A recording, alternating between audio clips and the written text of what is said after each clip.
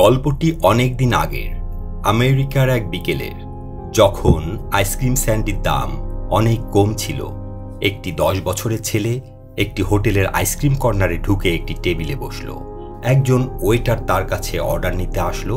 ছেলেটি তার কাছে জানতে চাইল একটি আইসক্রিম স্যান্ডের দাম কত। ওয়েটার উত্তর দিল 50 সেন্ট।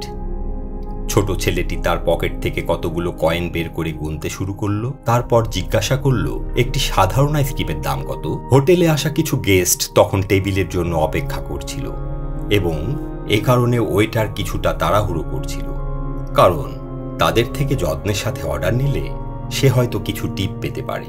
সে বিরক্তির স্বরে বলল 35 সেন্ট। ছোট ছেলেটি আবার কয়েনগুলো গুনে নিল এবং বলল, আমি সাধারণ আইসক্রিমই নেব। ওয়েটার আইসক্রিম নিয়ে এলো এবং টেবিলে বিলটা রেখে তাকে কিছু না বলেই চলে গেল। ছেলেটি আইসক্রিমটি খেয়ে ক্যাশিয়ারকে টাকা দিয়ে চলে গেল। ওয়েটার লোকটি যখন ফিরে এলো, সে টেবিলটি মুছতে শুরু করে এবং তারপর যা দেখল তাতে তার চোখে জল আসলো। সেখানে খালি প্লেটের পাশে সুন্দরভাবে রাখা ছিল 15 সেন্ট, তার টিপ।